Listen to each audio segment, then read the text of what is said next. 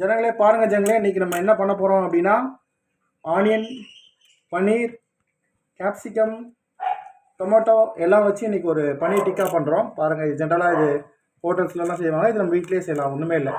நார்மலாக நம்மளுடைய சிக்கன் மசாலா இல்லை மட்டன் மசாலா இதில் போட்டுட்டு தேவையான அளவு உப்பு போட்டு ஊற வச்சுட்டு ஒரு 5 மினிட்ஸ் போதும்.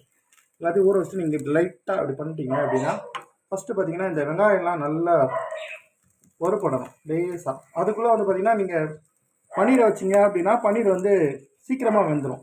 ஆனால் என்ன பண்ணுங்கள், பன்னீர் இந்த மாதிரி ஒரு கரண்டி வச்சு இப்படி தள்ளிட்டிங்கன்னா நெருப்பில் படாமல் அது ஓரமாக போயிடும். அதே மாதிரி இந்த சைடு இருக்கிற இதையும் இப்படி ஒதுக்கி வச்சுக்கணும்.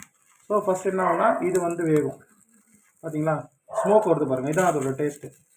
ஸோ ஓகே, இது இப்போ பார்த்தீங்கன்னா பன்னீர் அவ்வளோதான். பன்னீர் சும்மா ஒரு செகண்டில் வெந்துடும். இது நம்ம அப்படியே தள்ளி வச்சிட்டோம். இந்த செட்டு போயிடுச்சு. இப்போ இந்த செட்டு தான் பண்ண போகிறோம். இது பாருங்கள்.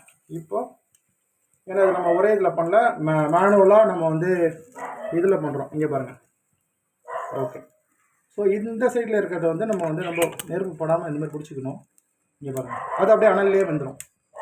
அந்த பன்னீர் வந்து நம்ம இது பண்ணவே தேவை. ஓகேங்களா, இதை ட்ரை பண்ணி பாருங்கள், ரொம்ப சூப்பராக இருக்குது. நான் பிளேட்டிங் பண்ணி காமிப்பேன் 1 மினிட்டை. ஓகே, நான் இதிலே பண்ணுறேன் பாருங்கள். ஜஸ்ட்டு அவ்வளோதான், நம்மளோட பன்னீர் டிக்கா ரெடி.